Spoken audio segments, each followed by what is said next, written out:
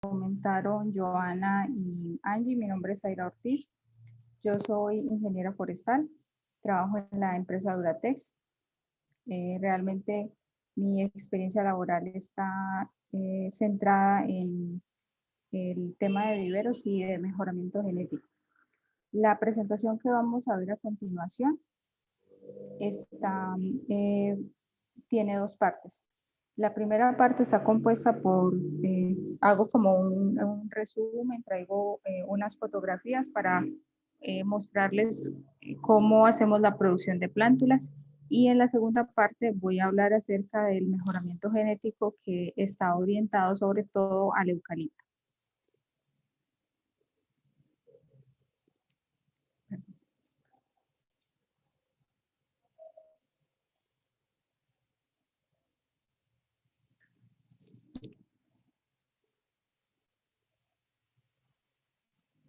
Ay, no sé por qué.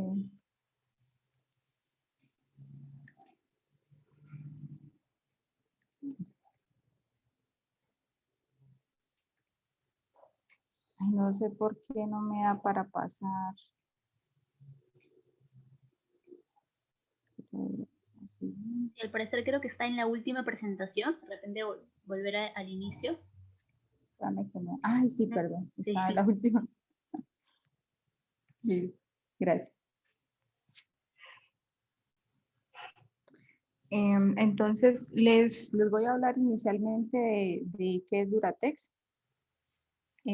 Nosotros, el equipo de Duratex Colombia, hace parte de esta empresa brasilera que se llama Duratex S.A., ¿sí? Duratex S.A. la sede principal es en San Pablo, en Brasil. La sede brasilera tiene 66 años en el mercado. Nos dedicamos a la fabricación de tableros de MDF y tablero aglomerado. Nosotros somos, como les comentaba, somos una filial de esa empresa en Duratex Brasil. Les voy a hablar ahora entonces en Colombia, dónde estamos ubicados. En Colombia también nos dedicamos a la fabricación de tablero de MDF y MDP. Contamos con tres fábricas, perdón, dos de ellas localizadas en el departamento de Antioquia y una de ellas en el departamento de Caldas. Nuestro proyecto forestal se desarrolla en 4 departamentos del país. El patrimonio forestal que tenemos es de 7.200 hectáreas. Todo nuestro proyecto forestal se desarrolla en la zona andina. Entonces, como van a poder ver en algunas fotografías más adelante, tenemos una operación de silvicultura que se desarrolla en una región que tiene pendientes muy pronunciadas.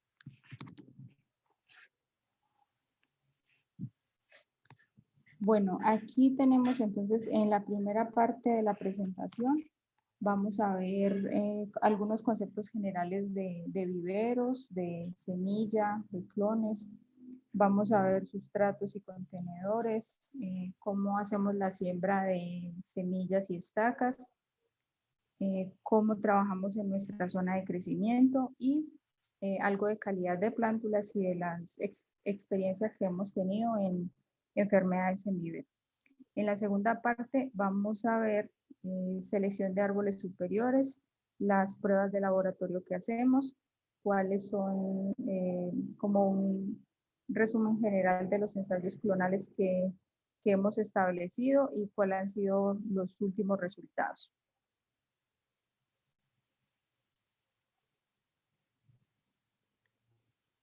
Bueno, en esta primera parte, por ejemplo, en conceptos, traje algo aquí como para que recordemos un poco qué es un vivero forestal. Entonces, pues es un lugar donde producimos plántulas, pueden tener fines ornamentales, frutales o maderables. En nuestro caso, el objetivo principal es especies maderables.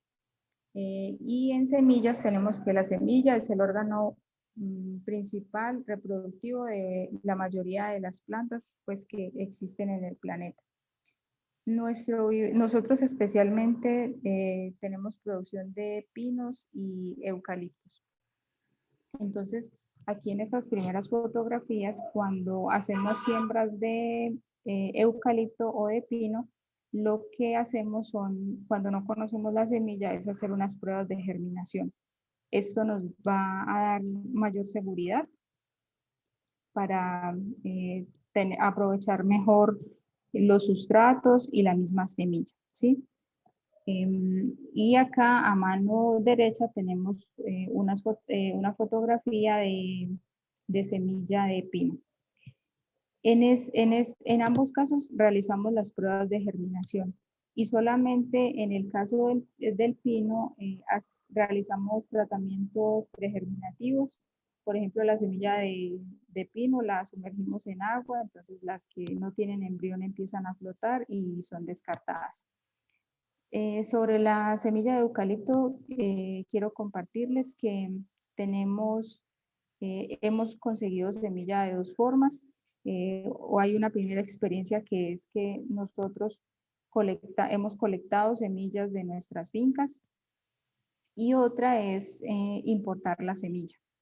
Entonces hemos traído semillas de Brasil a través de IPEF y también semillas de Duratex S.A. Brasil. Nosotros tenemos registro como importadores de semillas y nuestro vivero también cuenta con un certificado para vivero forestal que emite el Instituto Colombiano Agropecuario, que es quien se encarga como de regir toda la parte forestal en el país. En semillas de pino, en este momento estamos realizando ensayos para empezar a hacer colectas. Hemos también importado semillas. En esta parte de la colecta de semillas de pino, quizá hemos dejado pasar algún tiempo para empezar a hacer esas pruebas porque no conocíamos cuál era el estado ideal del fruto para que pudiera de alguna manera abrir y soltar la semilla. Ahora ya conocemos cuál es el estado ideal, entonces seguramente en los próximos meses vamos a empezar la labor de colectar esa semilla.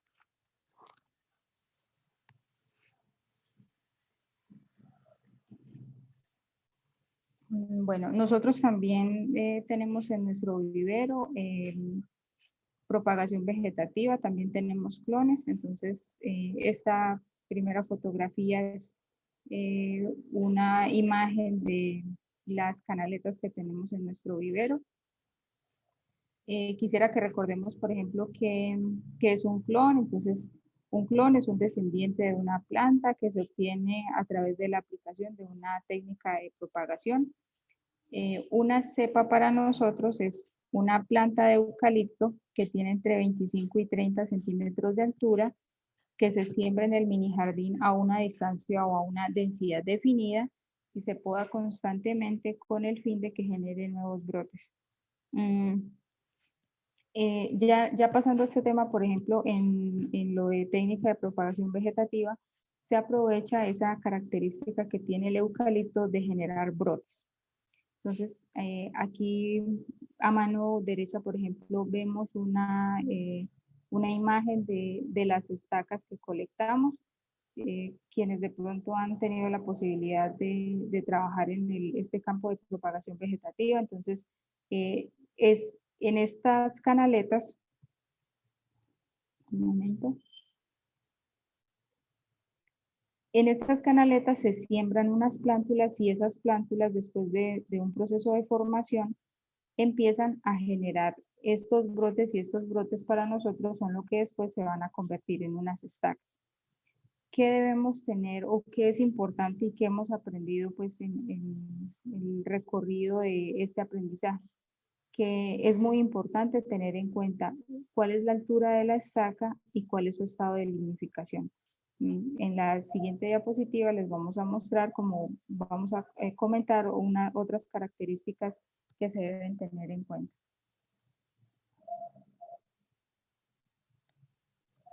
Bueno, aquí vamos a hacer como un recorrido de lo que ha sido nuestra experiencia en sustratos y contenedores.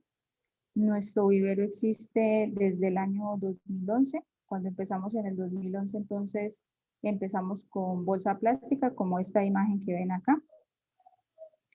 Después ya hacia el año 2013, 2014, cuando se producía en bolsa, entonces las eras de crecimiento estaban sobre el suelo, no estaban levantadas a nivel para que la gente trabajara de pie.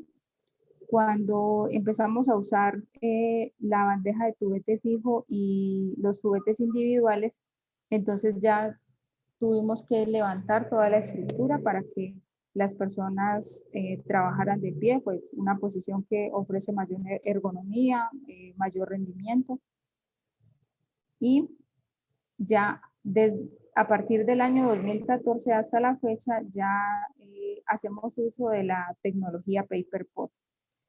Los sustratos que hemos utilizado han sido mezclas de corteza de pino, fibra de coco, eso está combinado con fertilizantes de lenta liberación y liberación controlada, turba rubia y cascarilla de arroz carbonizada. Como lo van a ver más adelante en este tema de la combinación de los sustratos, también tenemos varias lecciones aprendidas y sabemos que tenemos también mucho más por recorrer. Tenemos unos desafíos y unos retos interesantes para conseguir unas mezclas ideales y llegar a un paper pot que nos ofrezca las características que nosotros queremos y que también sea económicamente viable.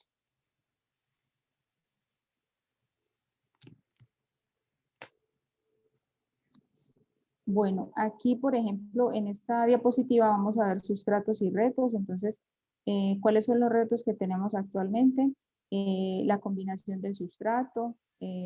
Tenemos retos también con el uso del papel, con la conductividad eléctrica que tenga el sustrato. Por eso investigamos constantemente estamos haciendo ensayos para revisar qué es lo que mejor resultado nos está dando.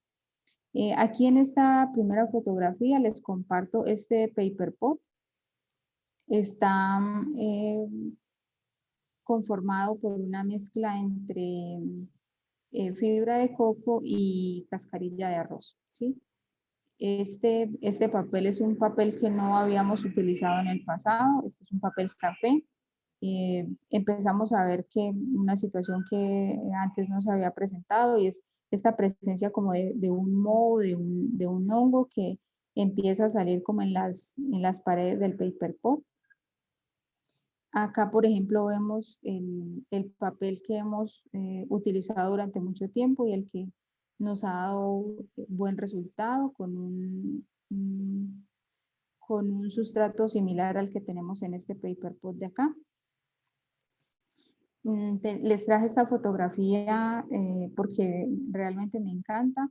Esta es una siembra de semilla de pino pátula.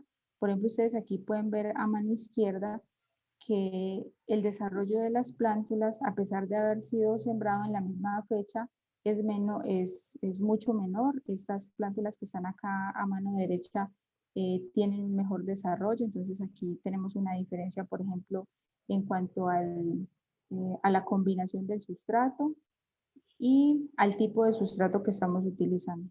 Acá se nota obviamente que estas plántulas fueron sembradas en la misma fecha y que tienen un mejor desarrollo. ¿Cuál es el impacto que eso trae, por ejemplo, en nuestra producción? Impacta de manera general el desarrollo de la plántula en cuanto a calidad y tiempo de producción. Tener una plántula durante más tiempo del planeado dentro del vivero acarrea, por ejemplo, unos costos adicionales. Hemos encontrado también que una combinación de sustrato que no sea adecuada impacta fuertemente en el enraizamiento de las estacas. Y todo esto se traduce en una mayor inversión.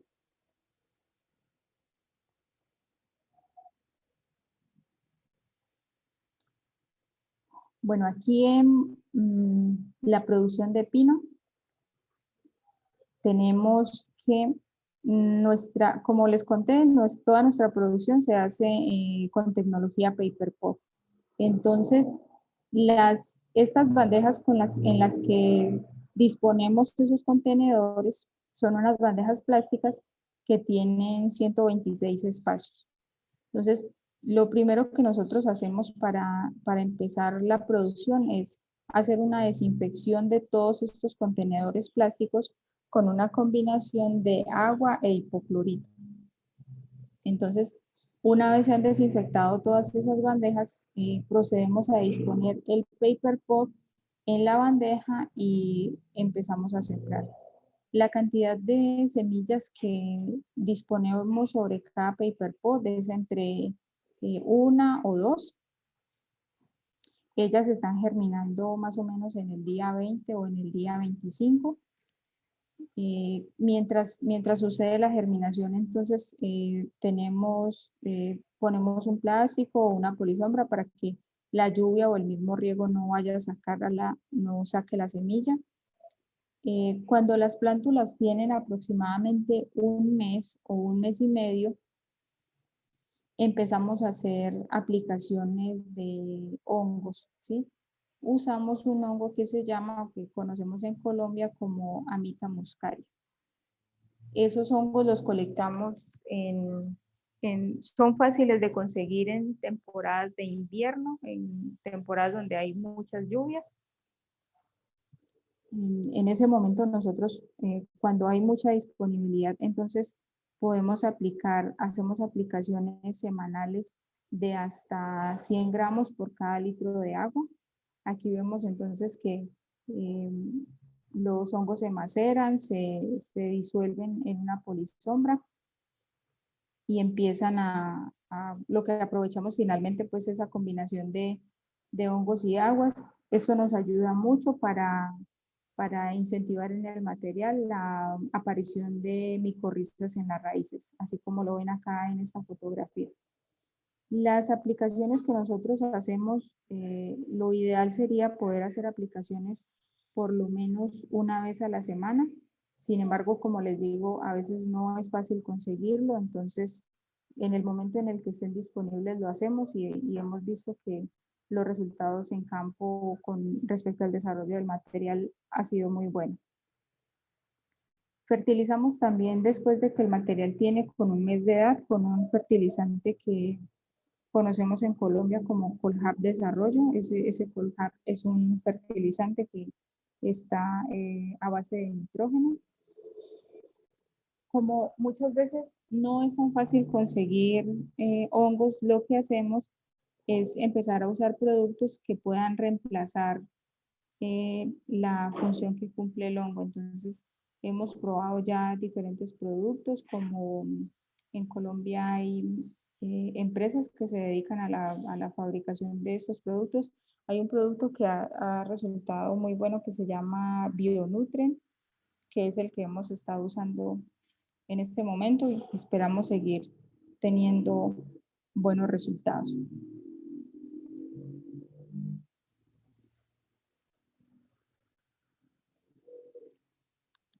Bueno, aquí ya pasamos entonces a la producción clonal.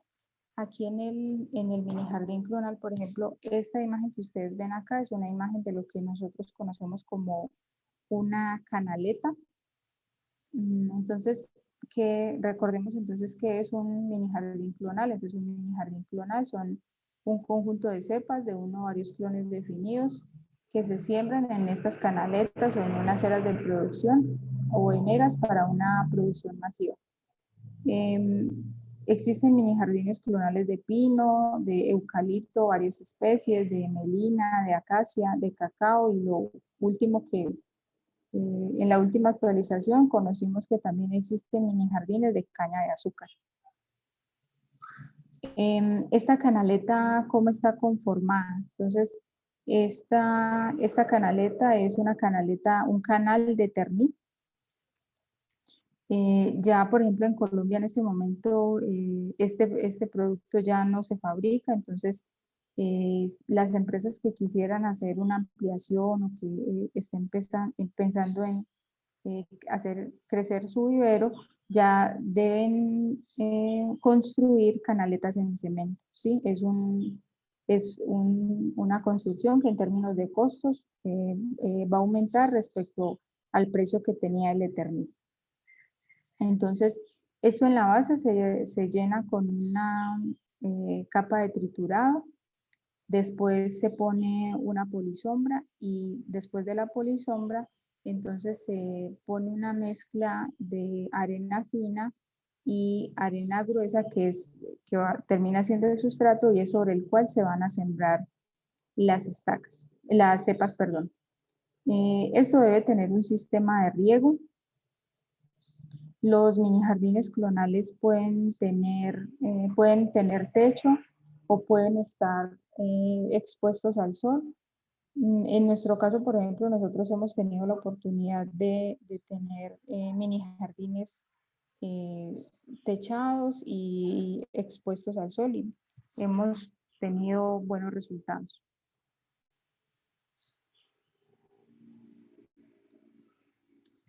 Bueno, aquí hablamos un poco acerca de la formación de cepas.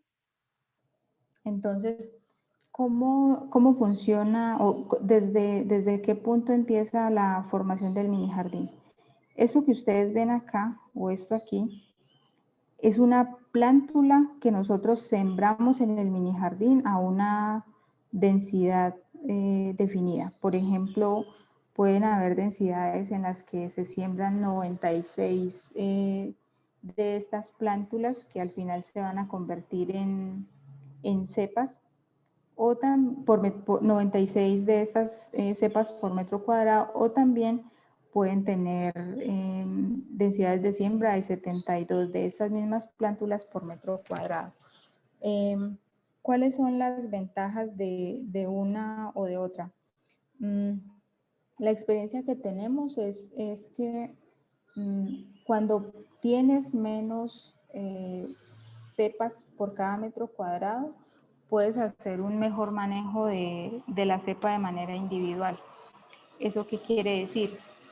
Que tienes más espacio disponible para manipular y para formar la cepa. Aquí, por ejemplo, les voy a contar sobre un poco cómo ocurre la formación. Entonces, sembramos una plántula en el mini jardín del clon que deseemos que haya dado buenos resultados. Sembramos la plántula. Esa plántula debe ser una plántula joven, una plántula que tenga por lo menos 15 centímetros de altura. Debe ser una plántula, digamos, buena, de buenas características, una plántula sana, con 45 días de edad aproximadamente. Entonces la sembramos. Cuando ya empezamos a ver que ella se adapta a ese nuevo sustrato en la canaleta, entonces empezamos a hacer el primer corte del ápice. Cuando hacemos el primer corte, entonces ocurre la primera división y empieza esta división acá, que es de las primeras dos ramas. Cuando ella ya empezó a crecer en esta parte, volvemos a cortar aquí y ella empieza a generar nuevamente una división hacia acá y hacia acá. ¿Por qué hacemos esto? Porque el objetivo que tenemos es conseguir 4 puntos de colecta. Entonces ustedes aquí lo pueden ver. Esto sigue creciendo y este se va a convertir en nuestro primer punto de colecta, segundo, tercero y cuarto punto de colecta. Finalmente, esa cepa, ¿qué altura obtiene? Aproximadamente entre 25 y 30 centímetros. ¿Qué es importante en este proceso? Debemos ser como muy cautelosos y tener mucha constancia en la formación de la cepa, porque todos estos brotes empiezan a crecer y si no se tiene constancia en la formación, entonces la cepa se deforma con facilidad. Como ya les comenté, se debe tener en cuenta también la densidad de siembra de acuerdo a la necesidad que tengamos. Y acá, si nosotros hacemos bien todos estos pasos y logramos que la cepa tenga estos 4 puntos de colecta, vamos a garantizar una buena producción. Aquí ya en esta foto, por ejemplo, ustedes pueden ver que ya las cepas están completamente formadas.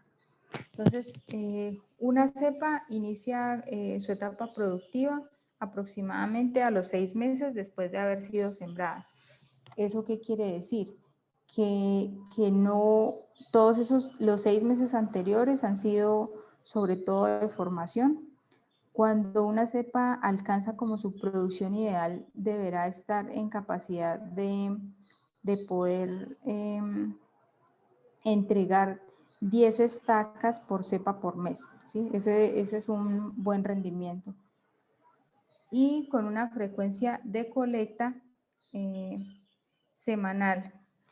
Cuando la cepa cumple los 6 meses, no quiere decir que a los 6 meses ya va a estar produciendo 10 estacas por mes, ¿sí? Ella empieza su producción al mes 6, al mes 8, por ejemplo, con 3, con 4 estacas, con 5 y más o menos al año ya podría estar teniendo una mejor producción.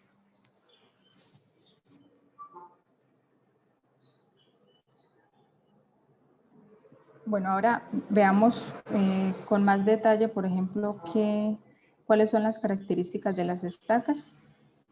Entonces, una estaca es un brote, es una porción de eucalipto que tiene unas características de altura, que tiene unos pares de hojas y un estado de lignificación.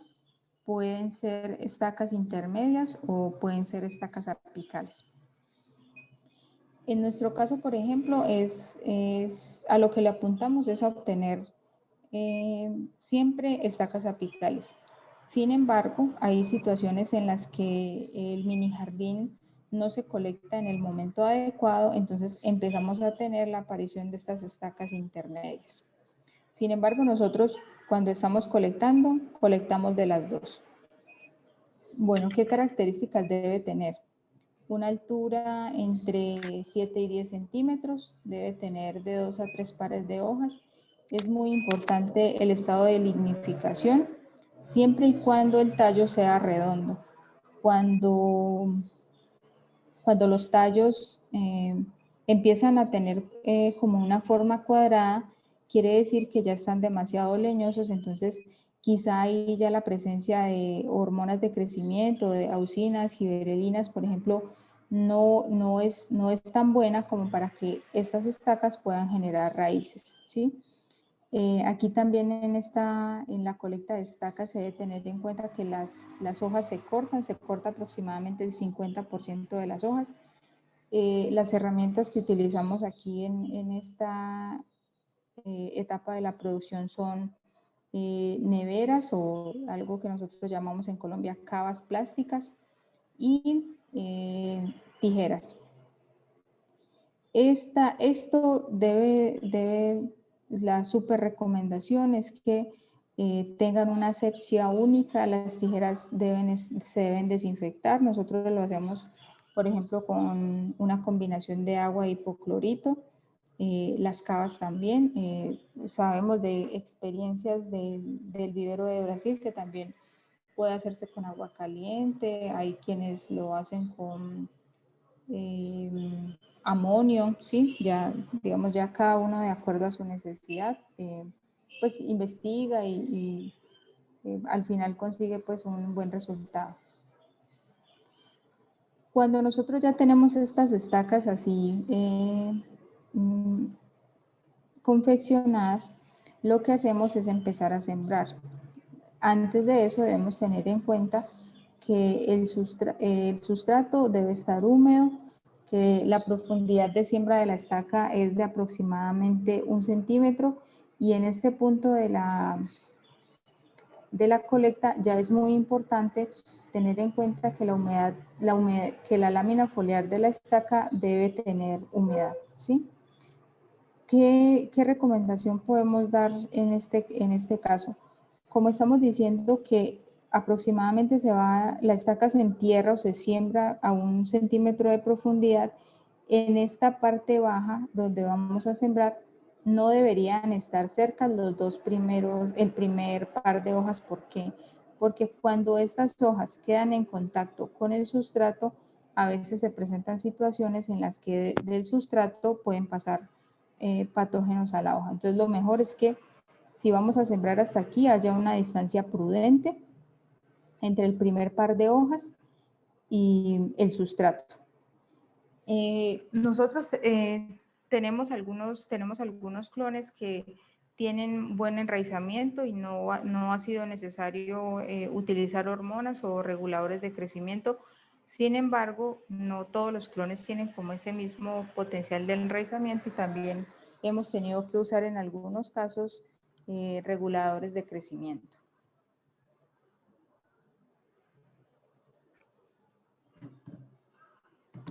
Bueno, acá les muestro nuestra casa de vegetación. Como les conté al inicio, Duratex Colombia es una filial de Duratex Brasil. Entonces, en nuestro proceso de producción en vivero y también en silvicultura, en cosecha, nosotros manejamos también como muchos términos brasileros. De hecho, estamos como en constante intercambio. Entonces, este concepto de casa de vegetación es un concepto como muy brasilero. Realmente una casa de vegetación es lo que en Colombia conocemos como un invernadero, ¿sí? Es un lugar que está cubierto por plástico. En nuestro caso, nuestras casas de vegetación son una estructura metálica, como lo pueden ver acá, metálica y galvanizada. Están cubiertas por un plástico en paredes y techo. Tienen un sistema de riego con nebulizadores. Entonces, nebulizadores son unos aspersores que riegan de tal forma que la gota que sale de ellos es demasiado fina, es tan fina que puede estar sobre la lámina foliar de estas estacas. Me gusta mucho este concepto de casa de vegetación cuando decimos que es fábrica de raíces, porque realmente en este lugar es donde ocurre el enraizamiento. Este lugar, por ejemplo, debe tener también unas condiciones de asepsia extremas. Nosotros, por ejemplo, hacemos aseo cada 8 días, lavamos pisos, lavamos paredes, porque ya hemos tenido experiencias en las que consideramos que de pronto por falta de mejorar esas condiciones de aseo se han propagado patógenos, hongos, por ejemplo. Aquí también es súper clave, como les comenté anteriormente, que las tijeras estén bien desinfectadas, porque este lugar, por ejemplo, tiene unas condiciones de temperatura, de humedad, hay agua constantemente. Entonces es un lugar que se presta para que los hongos se puedan proliferar en tiempo récord. Y muchas veces al interior de este lugar no es tan fácil de controlar, ¿sí? Aquí, por ejemplo, en mi concepto es el lugar donde pueden ocurrir las mayores pérdidas, porque el material es un material demasiado sensible, no puede faltar agua en la lámina foliar y se debe estar haciendo un monitoreo constante del aseo de la instalación y de la aparición de patógenos, de hongos, de insectos, para que se puedan controlar a tiempo. Como les mostré, entonces, estas estacas que ingresan acá, ingresan sin raíces, son simplemente una porción de otra planta, una parte de una plántula de eucalipto, y al final, cuando ya están terminando el ciclo aquí en este lugar es de 25 a 30 días, cuando ya cumplen el día 30, entonces ya esta estaca se convierte en una plántula y ya tiene un sistema de raíces muy desarrollado, ¿sí? ¿Qué es clave, por ejemplo, en este aspecto? Ser constantes con la frecuencia del riego, estar pendientes de los cambios de temperatura que tiene el día, ¿sí? cuánto debo regar en un día que es lluvioso, cuánto debo regar y con qué frecuencia, por ejemplo, en un día en el que hace mucho sol. Por eso el monitoreo y el ingreso a este lugar debe ser constante. Por lo menos en nuestro caso, por ejemplo, en el vivero, tenemos a una persona que por lo menos cada hora está ingresando a este lugar a revisar si estos nebulizadores están regando. Estos nebulizadores, por ejemplo, tienen 4 salidas. Ya hemos tenido situaciones en las que, por ejemplo, un grano de arena, la salida del agua es tan pequeña que un grano de arena de una salida de estos aspersores puede ocasionar un daño grande porque no llega agua suficiente a la lámina foliar. Entonces tenemos a una persona también que en la mañana y en la tarde hace una inspección y revisa que todos estos aspersores estén regando de manera uniforme. También hicimos tenemos una instalación de filtros que lavamos todos los días para evitar el taponamiento de esos aspersores. Nosotros actualmente en nuestro clon de mayor producción estamos teniendo un porcentaje de enraizamiento del 93%. 93% para nosotros realmente es una cifra buena y es una cifra que nos da como para sostenernos económicamente. Bueno, cuando las plántulas ya cumplieron sus 30 días en la casa de vegetación, entonces este es el resultado, esto es lo que obtenemos después de 30 días. Estas plántulas aquí tienen aproximadamente entre 40 y 45 días. Cuando sembramos, entonces, como les contaba, nuestra bandeja tiene 126 espacios y se ocupan en la siembra, en la casa de vegetación, los 126 espacios. Entonces, la bandeja en este punto tiene un 100% de ocupación.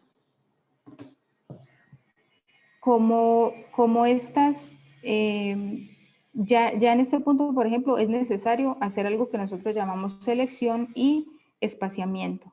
Nosotros no podemos dejar estas plántulas ocupando el 100%, uno, porque las raíces se empiezan a entrelazar. Dos, porque nosotros necesitamos ya en este punto empezar a controlar el crecimiento de las plántulas y hacer que ellas, digamos, crezcan de manera controlada y que en cierta altura empiecen a lignificar, ¿sí? Eso lo conseguimos haciendo un espaciamiento. Entonces, acá, por ejemplo, ocupamos los 126 espacios y en esta parte de acá estamos ocupando solamente el 36% de los espacios de esta bandeja. Eso nos ayuda, como les decía, a controlar el crecimiento, a rustificar el material y a evitar que se propaguen hongos en épocas de invierno. Es más, si este espaciamiento no se hace rápidamente, aún estando en época de verano, aquí al interior de estas plántulas ya pueden estar los hongos haciendo su trabajo. Hemos tenido casos, por ejemplo, cuando tenemos espacio disponible en el vivero, o sea, no solo alternamos teniendo en cuenta la bandeja, sino que los espacios dentro de la bandeja, sino que también podemos alternar entre bandejas. Por ejemplo, estas mesas metálicas aquí, una de estas mesas tiene capacidad para tener 15 bandejas. Entonces nosotros no utilizamos los 15 espacios, sino que solamente en este espacio ponemos 10 bandejas. Esto lo hacemos sobre todo cuando tenemos espacio y también con las plántulas de semilla. Este material que ustedes ven aquí, son plántulas de clones y este material que se ve acá es de semillas. Siempre nos ha pasado que quizá la semilla es un material como más suculento, tiene un crecimiento más rápido, entonces hemos tenido que llegar a tomar estas medidas para poder controlar el crecimiento también y evitar que aparezcan hongos. Bueno, acá por ejemplo tenemos una solución nutritiva que está compuesta por elementos mayores y menores. tenemos aproximadamente una combinación de 11 fertilizantes diferentes. Hacemos también control de riego. Aquí, por ejemplo, nuestra experiencia ha sido como venderle a la idea a nuestros colaboradores de no regar de más solamente por tener como un margen de confiabilidad, ¿sí? Porque muchas veces los operarios riegan de más o riegan en exceso, encharcan demasiado el sustrato, pero eso a ellos los hace sentir seguros. Entonces, ha sido un trabajo constante, conseguir con ellos como calibrar también el ojo de ellos para que reguemos lo estrictamente necesario sin tener que encharcar el sustrato. Acá es muy importante, por ejemplo, el concepto de rustificación, porque una plántula rustificada es la que puede ir a campo. Cuando hablamos de rustificación, entonces lo que hacemos es que tomamos la plántula por esta parte de aquí, por la base del cuello, y la ponemos de manera horizontal. Si la plántula es capaz de sostener el sustrato, el paper pot sin quebrarse, entonces eso quiere decir que ya es una plántula rustificada que se puede ir a campo. En la siguiente diapositiva miramos aquí entonces qué es para nosotros una buena plántula, cuáles son nuestros criterios de calidad. Entonces, para el caso del eucalipto, por ejemplo, una plántula, una altura entre 25 y 35 centímetros, debe ser un tallo rustificado, así como les dije. Entonces, tomamos la plántula de aquí de la base del cuello, la ponemos de manera horizontal y si resiste el peso del paper pot, entonces es una plántula que está lista para ir a campo. Debe tener también entre 5 y 8 pares de hojas, debe haber presencia de raíces blancas. Esta plántula que ustedes ven aquí, por ejemplo, es una plántula de 90 días que ya está lista para ir a campo. En el caso de pino, por ejemplo, tenemos que la altura puede estar entre 20 y 30 centímetros. También debe tener un tallo rustificado. Quizá no tan rustificado como en el caso del eucalipto, pero sí tiene que ser una plántula que aquí, por ejemplo, en esta base tenga ya algo de resistencia. Debe haber presencia de raíces blancas. Debe haber entonces también presencia de micorrizas. Esta plántula que ustedes ven aquí es una plántula de aproximadamente 105 días de edad.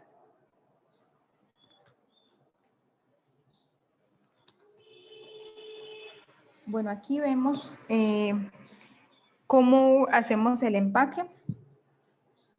Entonces, el tema del empaque pues es un tema muy importante dentro del vivero porque no sirve de nada tener la plántula de la mejor calidad si de pronto no la estamos empacando de manera correcta, si no estamos garantizando que el material en el transporte no sufra caídas o que vaya a quedar mal empacado. Nosotros tenemos dos formas para empacar. Utilizamos unas bandejas, unas canastas verdes de estas son las que se utilizan, por ejemplo, en las plazas de mercado para el transporte de frutas, de verduras. Nosotros las utilizamos acá. En cada una de estas canastas se pueden empacar 200 plántulas de pino y 200 plántulas de eucalipto. Y estos rollos que ustedes ven acá son unos rollos que armamos que son de 70 unidades, ¿sí? ¿Cuáles son las ventajas de las canastas plásticas? Que podemos transportar un número mayor de plántulas, que el rendimiento al empacar es mejor porque cuando se trabaja con canastas plásticas, entonces los colaboradores trabajan de manera individual y cada uno entrega en el día la cantidad de canastas empacadas. ¿Cuál es la desventaja de esta forma de empacar? Que muchas veces no es tan fácil conseguir que estas canastas regresen al vivero. En los rollos, entonces, tenemos algunas desventajas. Por ejemplo, hay menor rendimiento al empacar porque el empaque de eso, por ejemplo, se tiene que hacer en grupos de 2 o 3 personas, entonces hay menos rendimiento. Esto genera residuos en campo. Este plástico es algo que conocemos, una cinta que en Colombia conocemos como cinta vinipel o papel estrés. No se puede reciclar. Y la ventaja es que pues no necesitamos que regrese al vivero. Entonces ahí en esa parte como la experiencia que hemos tenido. Les voy a hablar entonces aquí sobre el manejo de plagas y enfermedades. Esta es una foto de un colaborador haciendo aplicaciones de fungicidas. Nosotros realmente no, o le estamos apuntando mucho a no hacer aplicaciones de productos químicos, de fungicidas, de insecticidas, a no ser que sea estrictamente necesario. No hacemos aplicaciones preventivas, ¿sí? Nuestra mejor prevención y lo que hemos aprendido a lo largo de este tiempo es espaciar el material en el momento adecuado. El material no debe permanecer tanto tiempo junto, ocupando el 100% de la bandeja, porque ese ambiente es el especial para la proliferación de los hongos. Es un material que se está espaciando en el momento adecuado, va a ser un material sano. Aquí, por ejemplo, algunos de los casos que hemos tenido, esto consideramos puede ser posible botritis, esta parte de acá, esta de aquí también. Nosotros realmente no hemos tenido hasta el momento la incidencia de una plaga o de una enfermedad que haya llegado a ser de importancia económica. Hemos llegado a perder algunas plántulas pero por un hongo, pero no ha sido de importancia económica. Cuando esto aparece, por ejemplo, nosotros ya pues, nos vemos obligados a hacer aplicaciones a combatir. Utilizamos fungicidas de contacto y sistémicos. Bueno, acá también hemos tenido presencia de larvas defoliadoras. No están identificadas hasta el momento. Por ejemplo, esta fotografía de acá es de una larva que aparece cuando el pino y el eucalipto están empezando a germinar. Entonces se encarga de trozar. Esta larva que ven aquí ustedes súper grande aparece en las plántulas en zona de crecimiento, y esta larva de acá la observamos en el mini jardín. Como les comenté, realmente ninguna ha sido de importancia económica. Lo que nosotros hacemos es cuando observamos la presencia, hacemos un seguimiento, hacemos un monitoreo constante, casi que diario, y empezamos a revisar qué tanto puede avanzar, ¿sí? Ahora, lo que hacemos, por ejemplo, para estas larvas es hacer ensayos con controladores biológicos. En este momento, por ejemplo, estamos haciendo algunos ensayos con Bacillus thuringiensis. Esperamos que tener buenos resultados con eso.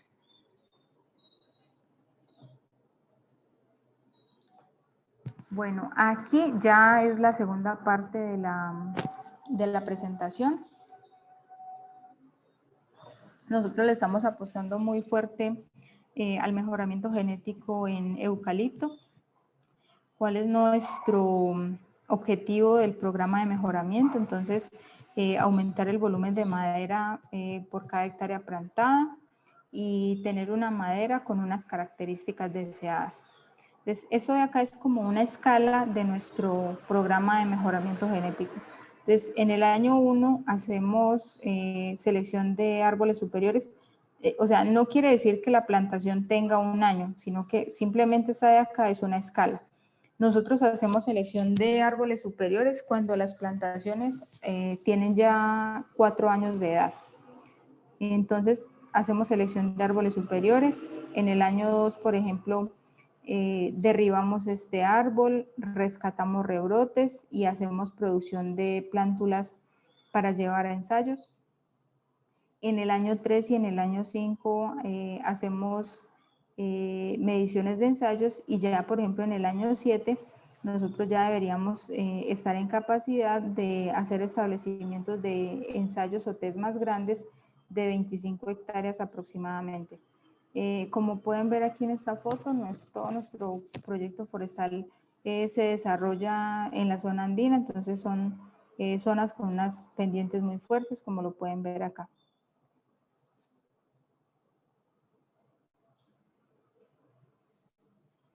Listo. Aquí en esta diapositiva vamos a hablar de 3 procedimientos diferentes. El primero es la selección de árboles superiores. Como les conté, entonces hacemos la selección cuando la plantación ya tiene 4 años de edad. Hacemos una, de acuerdo a nuestra cartografía, y es muy importante, buscamos cuáles son los lotes que tienen las edades que deseamos, hacemos una visita, revisamos como cuál es el estado general del lote. Entonces, si es un lote que tiene un buen desarrollo, empezamos a hacer un recorrido por todo el lote, por todas las calles, para encontrar a los mejores árboles. Entonces, ¿cuáles son esas características fenotípicas que revisamos? Que tenga buena altura, que tenga buen diámetro, que sea un árbol sano, que tenga el fuste recto, que tenga una copa pequeña. Cuando cumplen esas características, entonces son árboles que clasifican para ser árboles superiores. Cuando ya estamos acá, cuando ya hemos hecho la selección, entonces procedemos a derribar el árbol. Aquí, por ejemplo, ¿para qué lo derribamos? Porque necesitamos conocer cuál es la densidad básica de la madera de este árbol. Entonces derribamos el árbol, sacamos 3 discos de madera como los que ustedes ven acá, uno de la parte superior del árbol, un disco intermedio y otro de la parte más baja. Transportamos esos discos de madera al vivero. Aquí es donde viene, digamos, otro proceso que ya es como de laboratorio.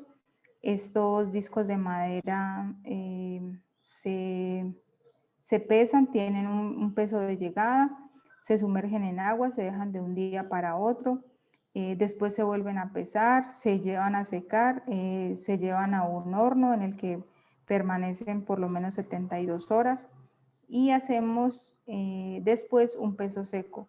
La densidad básica de la madera realmente es esa diferencia entre las fibras de la madera completamente saturadas y las fibras completamente secas. ¿Por qué es importante para nosotros conocer la densidad básica de la madera? Porque en el proceso de fabricación, cuando la madera tiene una densidad básica más alta, no se necesitan, no se requiere el uso de mucha resina para la producción de tablero. Entonces, eso en términos de costos, pero ya en la parte de fábricas, significa una reducción en la producción, reducción en términos económicos. Y eso en el caso de MDF. Y necesitamos entonces tener densidades que sean bajas cuando se fabrica tablero aglomerado, lo que nosotros conocemos como MDP. Entonces nosotros ya tenemos una clasificación de estos materiales, ya sabemos cuáles materiales tienen una densidad alta y cuáles materiales tienen una densidad baja, y así sabemos a qué zona debemos llevarlos.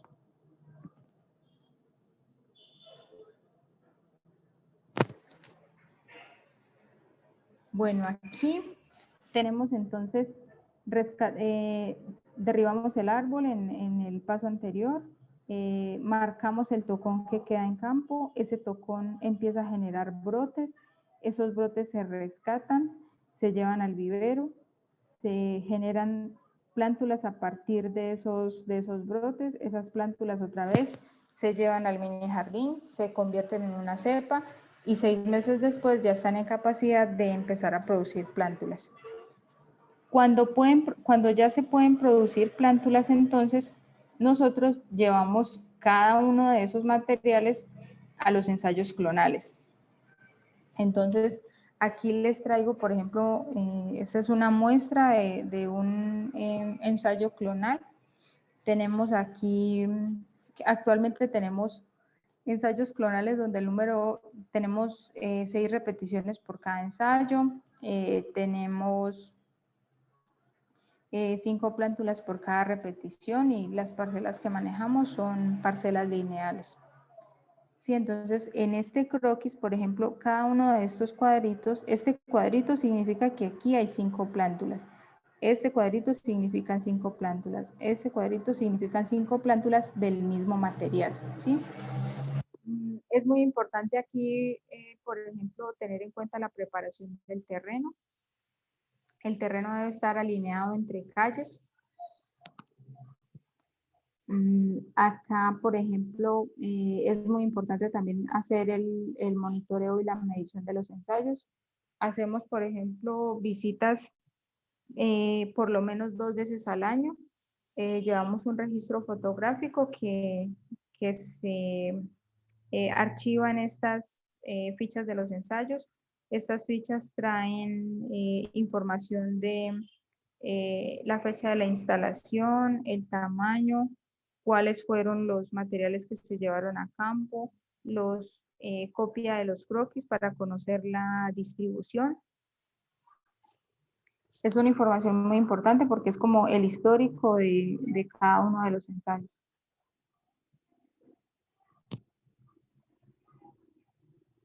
Bueno, aquí tenemos entonces ya cuáles han sido nuestros resultados en cuanto a el programa de mejoramiento genético. Lo que medimos nosotros entonces es cuál es la respuesta de esos clones a las condiciones ambientales, cuál es la resistencia que tienen a plagas y enfermedades y cuáles de ellos tienen un buen volumen de madera, ¿sí? Esta primera fotografía que ven acá, por ejemplo, es una fotografía de un clon que podría llegar a ser promisorio. Esta plantación que ustedes ven acá tiene 8 meses de edad. Estas 2 fotografías de acá me gustan mucho también porque obtener estos resultados en la etapa de investigación es muy importante porque nos estamos anticipando a conocer cuál es el desarrollo de estos clones. Hay clones que nosotros descartamos porque pasa lo que ustedes pueden ver acá. Son clones, por ejemplo, que no resisten vientos fuertes, que pueden enfermarse con facilidad. Hemos encontrado también árboles que se volcan, que no tienen un buen desarrollo de raíces. Y también, como en esas características físicas, también hemos encontrado clones que se descartan porque en esa etapa de investigación ya se empieza a notar la presencia de enfermedades. En este caso aquí, por ejemplo, Pusinia, lo que conocemos, o en Colombia le decimos como la roya del eucalipto. ¿Cuáles han sido nuestros resultados en cifras en mejoramiento genético?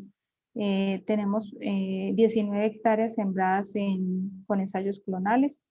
Tenemos una preselección de 13 clones, que es a lo que le apuntamos en este año a llevar estos 13 clones a todas las zonas donde tenemos operación. ¿Cuáles son nuestros retos para el 2021 también en el mediano plazo? Empezar a incursionar también en mejoramiento genético de pino porque es algo que a la fecha no hemos trabajado y también empezar a hacer cruzamientos controlados en eucalipto.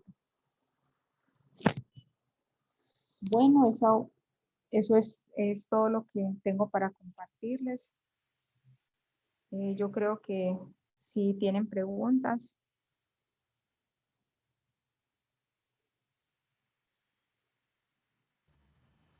Sí, Zaira, muchas gracias por la ponencia. Si tenemos algunas consultas, voy a empezar a leerlas. ¿Algún enraizante que haya utilizado en las estacas de eucalipto? Pues en Colombia usamos un producto que se llama Hormonagro 1, ¿sí? Pero tengo también más no sé si pueda conseguirse en Perú.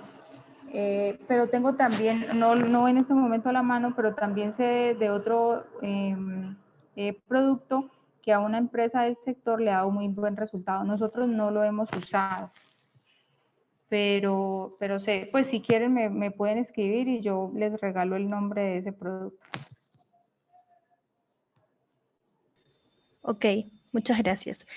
Otra consulta es, ¿no realizan ensayos no destructivos para el control de la madera en árbol en pie?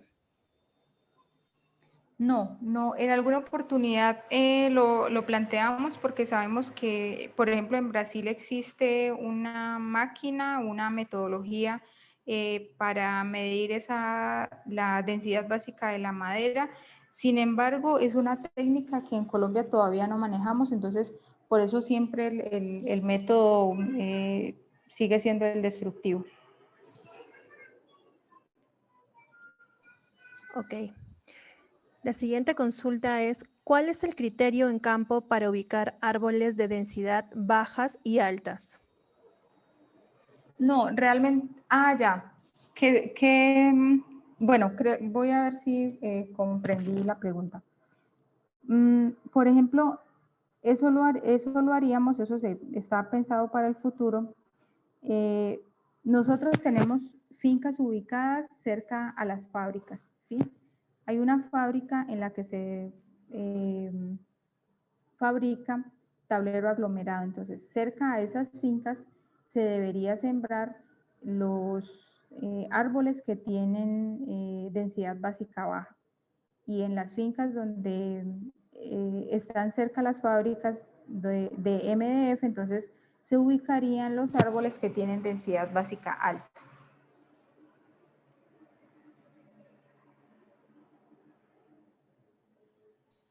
Ok, Zaira, muchas gracias.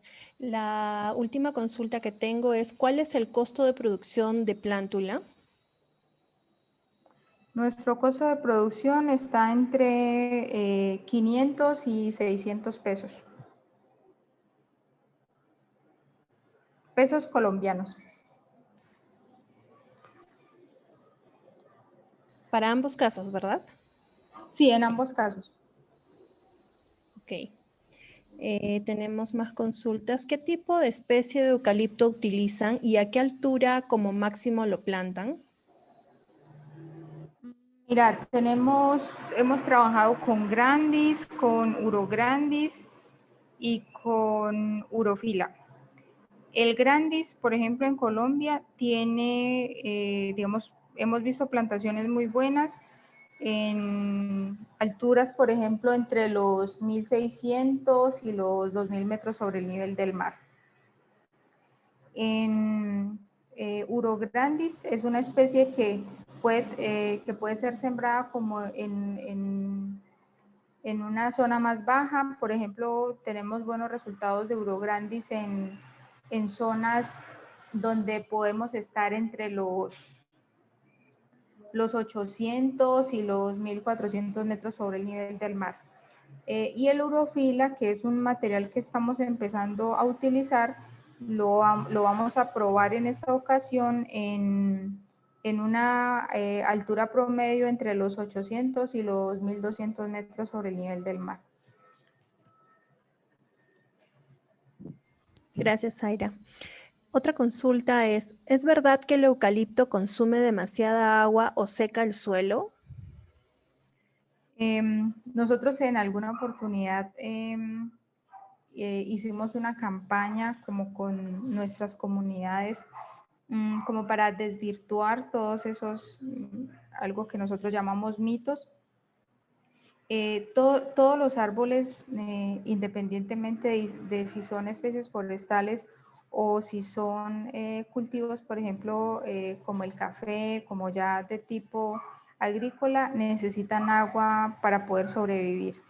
De lo que hemos podido averiguar, realmente no conocemos estudios donde se haya probado científicamente que los eucaliptos puedan consumir más agua que cualquier otra especie o por lo menos de tipo forestal. Entonces, digamos que en esa parte, a la fecha, no conocemos que científicamente se haya probado.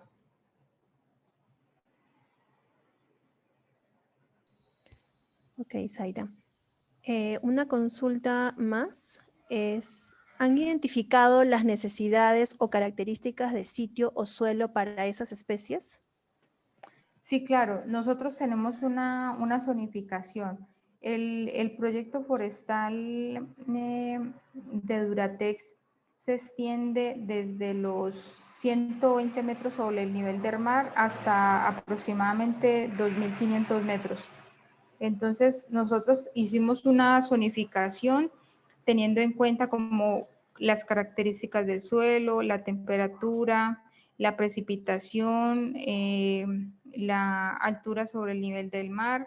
Entonces, ya digamos que tenemos nuestras fincas están clasificadas dentro de esas categorías. Contamos con una zonificación que las divide en 5 zonas diferentes.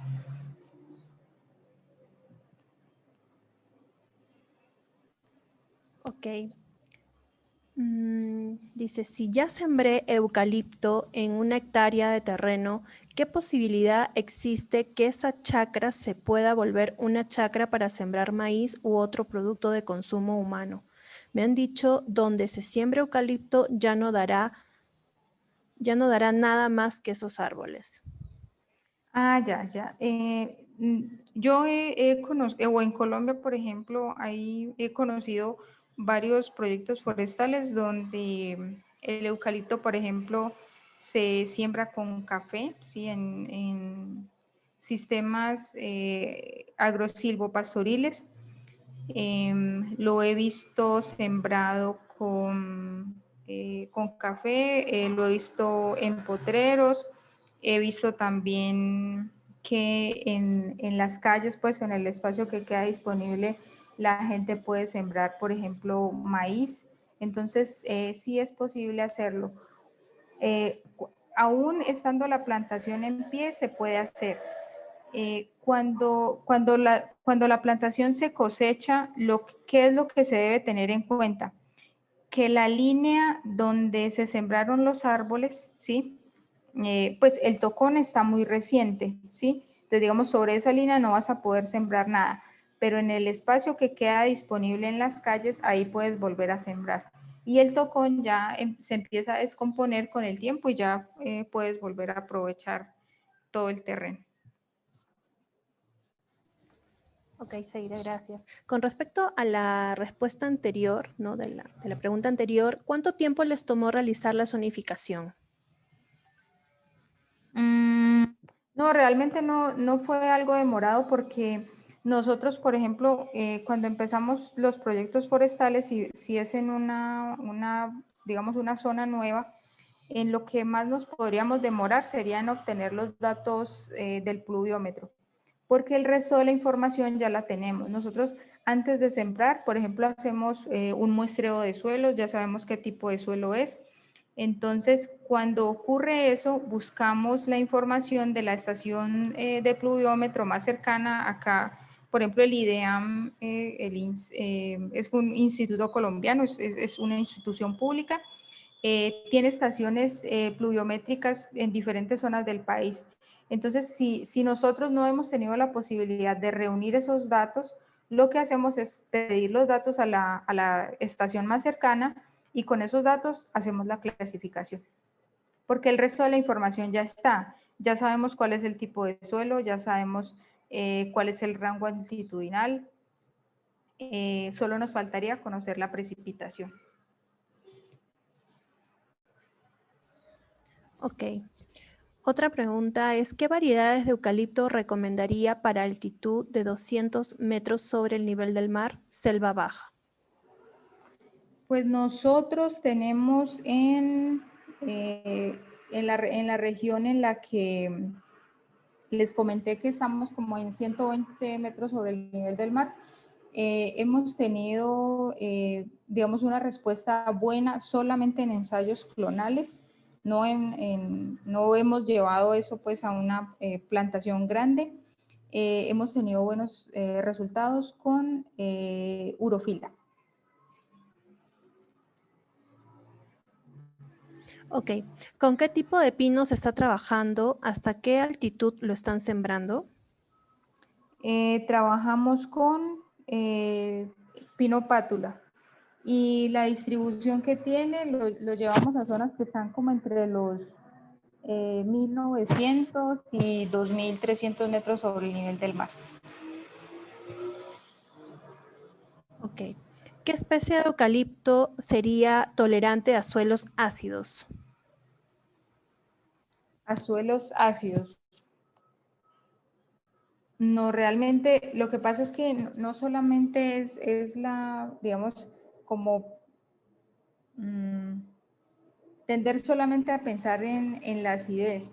O sea, deben pensar también en esas otras características, por ejemplo, en cuál es la precipitación y cuál es el rango altitudinal, que es algo también que es muy definitivo en el momento de elegir una especie.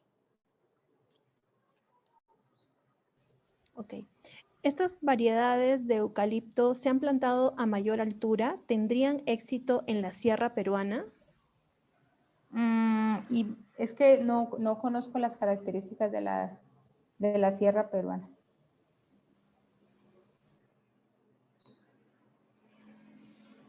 O sea, cuando ustedes dicen sierra peruana es lo que para nosotros es como región andina, o sea, una zona montañosa.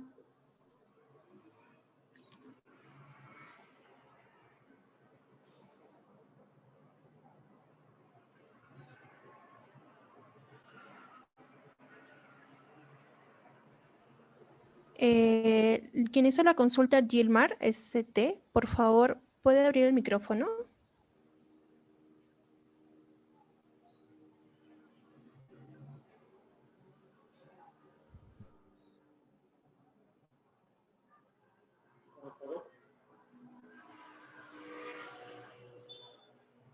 Hola.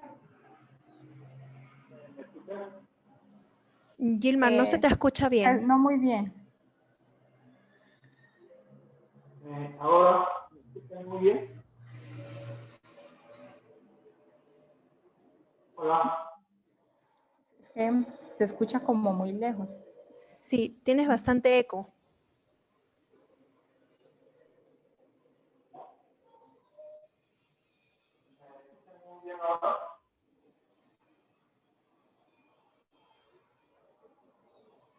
Hola, ¿me escuchan ahora?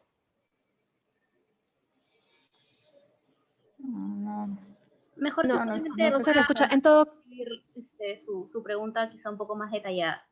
sí, por favor, para Ya. poder continuar. Ujú. Volver a escribir más detalladamente. Ok.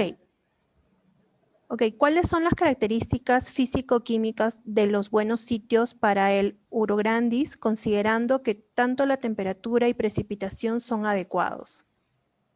El suelo.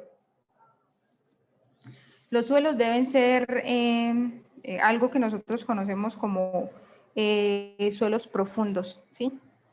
Suelos que podrían ser como preferiblemente tendientes a ser arenosos.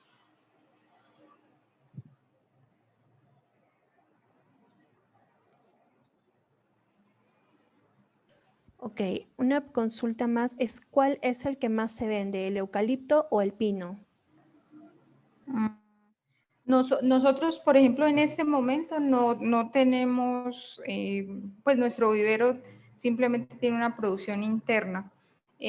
Conocemos de otras empresas forestales que venden y yo creería que las ventas, por ejemplo, tienden a ser más altas en eucalipto, porque las personas lo usan sobre todo, por ejemplo, para cercas, entonces quieren como tener una especie que tenga un crecimiento rápido.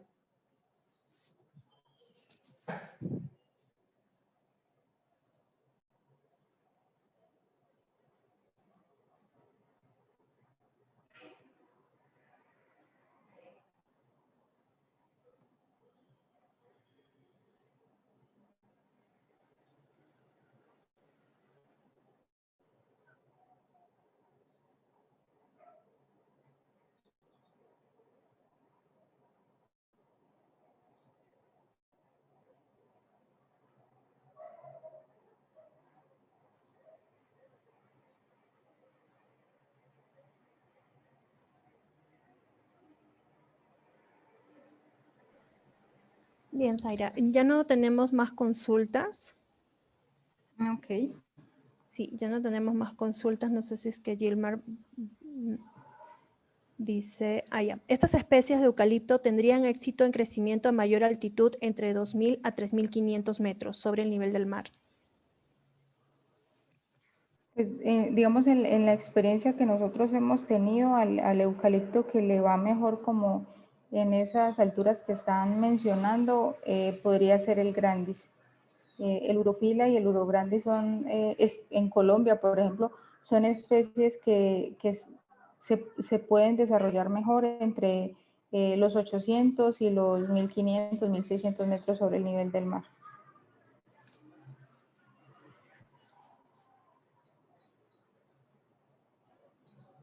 Ok, Zaira, ya no tenemos más consultas. Ok. Bueno, entonces les agradezco mucho a todos por su tiempo. Si tienen alguna duda, alguna sugerencia, Joana, creo me dijiste que iba a quedar el contacto en...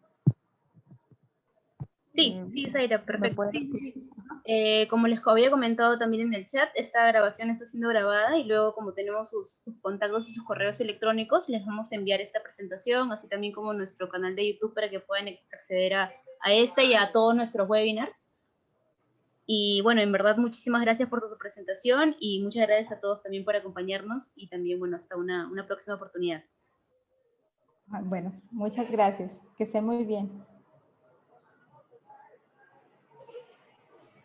Hasta luego. Gracias, Zaira. Buenas tardes a Chao. todos. Gracias.